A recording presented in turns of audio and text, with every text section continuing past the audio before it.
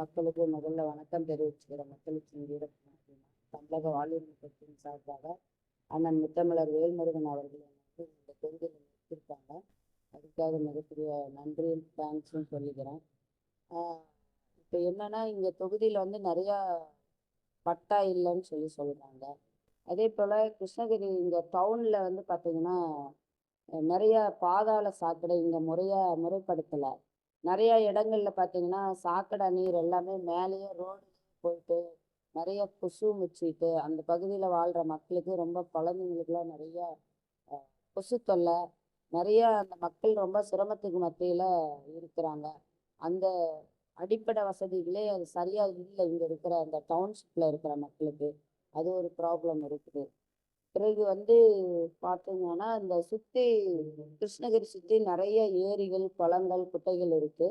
அங்கே வந்து என்னன்னா இன்னும் அங்கே வந்து அது முறையாக அந்த அந்த குளங்களை வந்து தூர்வாரி சுத்தமான நீர் நிரப்பி அந்த நீர் வந்து இங்கே சுற்றி உள்ள விவசாயிகளுக்கு பயன்படுத்த முடியாமல் ஒரு சூழல்ல இருக்கு இந்த கிருஷ்ணகிரி மாவட்டம். அது நிறையா வந்து இங்கே பார்த்தீங்கன்னா கஞ்சா, இங்கே படிக்கிற மாணவர்கள் வந்து நிறைய இடங்கள்ல வந்து கஞ்சா வந்து யூஸ் பண்ணுறாங்கன்னு சொல்கிறாங்க. அதனால படிக்கிற மாணவர்களுடைய லைஃப் ரொம்ப பாதிப்புக்கு உள்ளாக்கப்பட்டிருக்குது. இது வந்து சட்ட ஒழுங்கு சரியாக இயங்கலை. சட்ட ஒழுங்கு சரியாக இருந்திருந்தா இந்த மாணவர்களுடைய சூழல் வேறு மாதிரி இருக்கும். இங்கே சரியான நடவடிக்கை எடுக்கலை. இங்கே வந்து நிறைய குற்றங்கள் தான் அதிகமாக இருக்குது அப்படிங்கிற மாதிரி, சட்ட ஒழுங்கு சரியில்லை.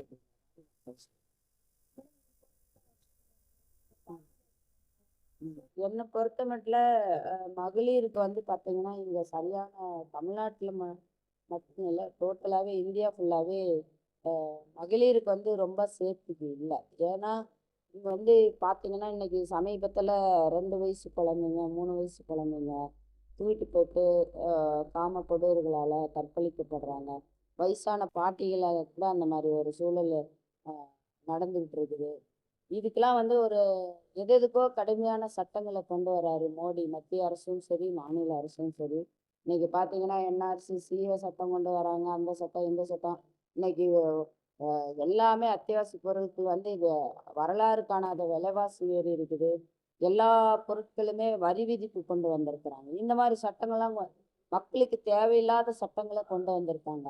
ஆனால் இந்த சமூகத்தில் வந்து பார்த்தீங்கன்னா பெண்களுக்குன்னு ஒரு தனிப்பட்ட எந்த ஒரு சட்டமே கிடையாது. எந்த ஒரு பாதுகாப்புமே இல்லை. ஒரு பெண் வீட்டை விட்டு வெளியே போய் கல்லூரிக்கோ இல்லை வேலைக்கோ எங்கே போய் வந்தாலும் அவங்க திரும்ப வீடு பாதுகாப்பாக திரும்புவாங்களா அப்படிங்கிற ஒரு பெண்களை தனியாக விடுறதுக்கே பயமாக இருக்குது. ஒவ்வொரு தாய் தந்தையும் அதுதான் இன்னைக்கு பயந்துட்டு இருக்கிறாங்க. பட் இங்கே பெண்களுக்கு வந்து சரியான படிக்கு ஒரு பாதுகாப்பு இல்லை.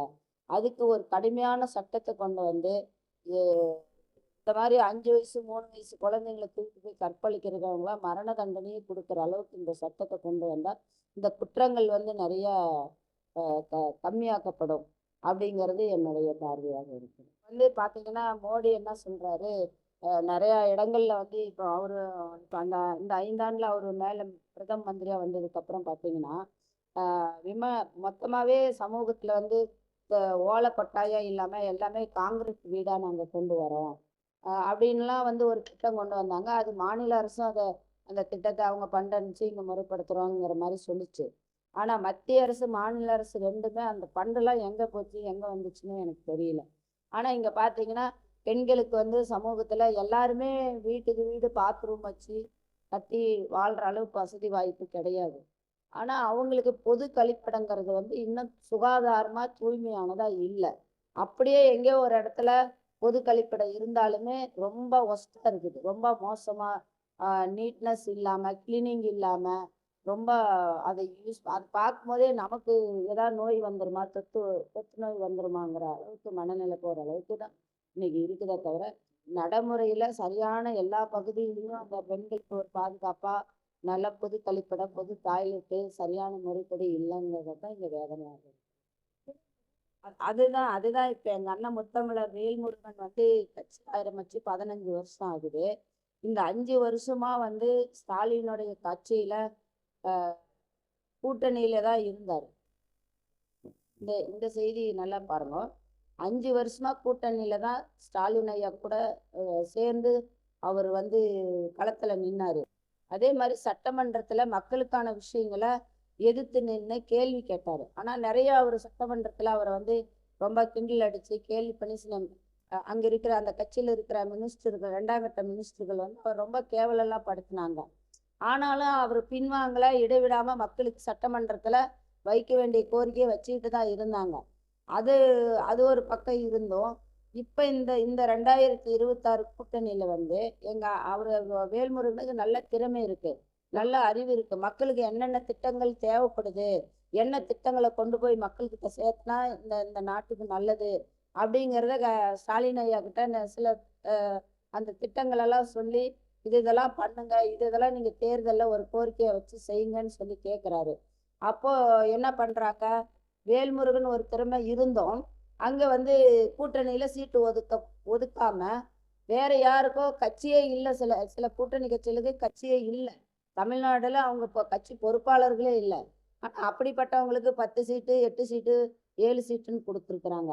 அப்படிங்கும்போது ஸ்டாலின் ஐயா ஒரு சுய புத்தியில அவர் சிந்தித்து இதை செயல்படுத்துறாரா, இல்ல பின்னாடி இருந்து அவருக்கு வேற யாரோ தப்பான ரூட்டு போட்டு கொடுக்குறாங்களாங்கிறது தான் எல்லாருடைய பார்வையாகவும் இருக்கிறது. அண்ணா எங்க வேட்புகள் அவர்கள் என்ன சொல்லியிருக்காங்கன்னா, என்னுடைய பார்வையும் அதுதான்.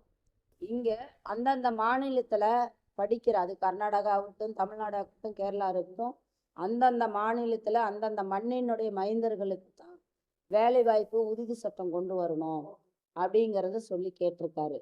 சட்டமன்றத்திலே கேட்டார். இது என்னன்னு, இந்த தமிழ்நாட்டுல படிக்கிற பிள்ளைங்களுக்கு அரசு வேலையில் 100 விழுக்காடும் தனியார் நிறுவனங்களில் 90 விழுக்காடு அவங்களுக்கு கொடுக்கணும், அதை சட்டமா நிறைவேற்றுங்கென்று வேல்முருகன் அவர்கள் கேட்டார்கள். ஆனா அதுவும் கூட ஸ்டாலின் அவர்கள் இன்னை வரைக்கும் அதுக்கு செவிசாய்க்கவில்லை. ஏன்னா இங்க படிக்கிற இளைஞர்களுக்கு வேலை இல்லை, வேற மாநிலம் வேற வெளிநாடுகளுக்கு போக வேண்டிய சூழலுக்கு தள்ளப்பட்டிருக்காங்க. அதே மாதிரி வட மாநிலத்துல இருந்து பீகாரி, ராஜஸ்தான் அந்த பகுதியிலேருந்து இங்க வந்து இந்த மண்ணில் இருக்கிறவங்களோட வேலை வாய்ப்பை பறிச்சுட்டு இவங்க வெளி மாநிலங்களுக்கு மாவட்டங்களுக்கு போகக்கூடிய ஒரு அவல நிலை நேர்ந்து இருக்கிறது. இது வரைக்கும் வந்து சாமானிய மக்கள் யாரும் அரசு வேலைக்கு வரவே முடியல. அப்படியே வந்தாலும் இவங்க அறிவிக்கிற அரசு வேலை திட்டங்கள்ல அந்தந்த கட்சி, இப்ப திமுக கட்சிக்காரங்க யாரு மெஜாரிட்டி, அவங்க சொந்த பந்தம் தெரிஞ்சவங்க, பணபலம் அரசியல் பலம், இது 2 இருக்கிறவங்களுக்கு போஸ்டிங் போடுறாங்க. சாதாரணமா படிக்கிற பிள்ளைங்க திறமை இருக்குது, எக்ஸாம் எழுதி பாஸ் பண்றாங்க, ஆனா அவங்கள வெயிட்டிங் லிஸ்ட்ல தள்ளி வைக்கிறாங்க. இது இந்த மாதிரி ஒரு அவல நிலை இருந்தா ஒவ்வொரு பிள்ளைங்களும் கஷ்டப்பட்டு விடிய விடிய கண்ணு முழிச்சு படிச்சு அவங்க எப்படியாவது நம்ம ஒரு கவர்மெண்ட் வேலை வாங்கிட மாட்டோமா, நம்ம குடும்பத்துல யாருமே ஒரு அரசு வேலைக்கு வரலையேன்னு அவங்க கனவு கண்டு படிக்கிறாங்க. ஆனா அந்த கனவு கண்டு படிக்கிற பிள்ளைகளுக்கு வந்து பாத்தீங்கன்னா இந்த அரசு எந்த விதமான வேலை வாய்ப்பு திட்டத்தையும் நிறைவேற்றுறது இல்லை. ஒன்னே ஒண்ணு, பணம் கொடுக்குறவங்களுக்கு போஸ்டிங் போடுறாங்க, இல்லைன்னா அங்க மேலிடத்துல மினிஸ்டர் ரெக்கமெண்ட் இருந்தா வேலை வாய்ப்பு கொடுப்பாங்க. இது 2 இல்லாதவங்க உண்மையா திறமை இருக்கிற பிள்ளைங்க அந்த வேலை வாய்ப்பை எட்ட முடியல. அது ரொம்ப எங்க எங்க அண்ணன் முத்துமலர் வேல்முருகனுக்கு அது ரொம்ப வலியா இருக்குது, எனக்கும் கூட அது ரொம்ப வலியா இருக்குது. இப்படி இருந்தா சாமானிய ஏழை பிள்ளைங்க எப்படி வாழ்க்கையில முன்னேறது சொல்லுங்க. இதெல்லாம் ரொம்ப சட்டத்திட்டங்கள் இவங்களுடைய அரசியல் பார்முலாவே ரொம்ப மக்களுக்கு வந்து தேவையில்லாத பார்முலாவை தான் கொண்டு வந்து பண்ணிட்டு இருக்காங்களே தவிர தேவையானது இது வரைக்கும் எதுவும் செய்யவில்லைங்கிறது தான் வருத்தமா இருக்கு. தொகுதி மக்களுக்கு நான் என்ன மெசேஜ் கொடுக்குறேன்னா, நான் இந்த தொகுதியில வெற்றி பெற்றா இங்க பெண்களுக்கு முழுக்க முழுக்க பாதுகாப்புக்கு அதுக்கான சட்டத்தை நான் சட்டமன்றத்துல கேள்வியா வச்சு கண்டிப்பா பாதுகாப்புக்கான வழியை நான் செய்வேன். 2வது வந்து இங்க இருக்கிற சுத்தி இருக்கிற கிராம பகுதியில டவுனை ஒட்டி இருக்கிற ஏரி குளங்கள்லாம் தூர்வாரி அதுல வந்து தூய்மையான நீர்களை நிரப்பி விவசாயிகளுக்கு பயன்பட முடியாத செயல்படுத்துவோம். அதே சமயத்துல இங்க வந்து கிருஷ்ணகிரி சுத்தி பாத்தீங்கன்னா மல்லிகைப்பூ விவசாயம் நிறைய இருக்கு, ரொம்ப வருது மல்லிகைப்பூ. ஆனா அவங்களுக்கு உற்பத்தி பண்றவங்களுக்கு சரியான விலை இல்லை. இங்க இருந்து பெங்களூரு வேற வேற மாநிலம் வேற மாவட்டத்துக்கு தான் போகுது பூவு.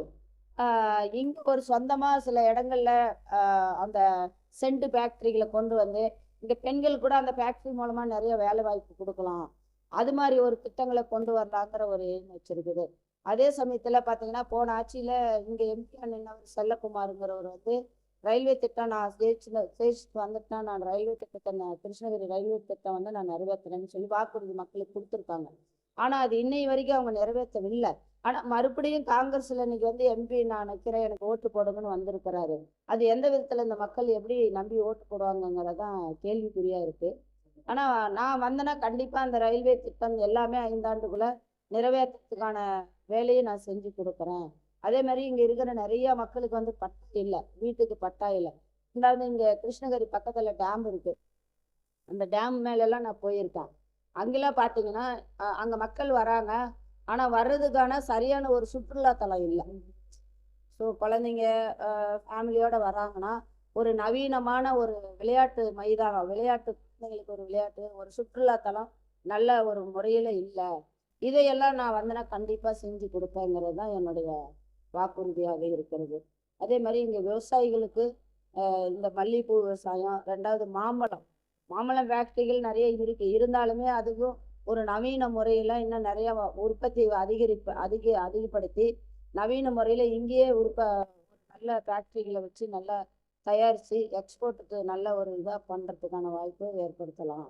அதன் மூலம் நிறைய நம் வேலைகளை இளைஞர்களுக்கு பெண்களுக்கு கொடுக்கலாம் அப்படிங்கிற இந்த மாதிரி நிறைய திட்டங்கள் இருக்குது. ரெண்டாவது வந்து கிருஷ்ணகிரி மாவட்டத்தில் பார்த்தீங்கன்னா நிறைய கல்குவாரிகள் வந்து இயற்கை வளங்களை அழிச்சிட்டு இருக்காங்க. கண்டிப்பாக நான் வந்தேன்னா இந்த கல்குவாரி இயற்கை இப்போ ரொம்ப ஆழமாக நோண்டி நோண்டி எடுக்கிறாங்க, மலையவே வெட்டி எடுக்கிறாங்க. இது இப்படியே வெட்டி வெட்டி எடுத்துட்டு இருந்தா நீ அடுத்த வர ஜெனரேஷனுக்கு இந்த பூமியில வாழ்றதுக்கு இல்லாத ஒரு கந்தக பூமியா மாறிடும். அதையெல்லாம் கொஞ்சம் வரைமுறை பண்ணி ஒரு செயல்முறைக்கு கொண்டு வரணுங்கிறது தான் முத்துலட்சுமி விருப்பம்.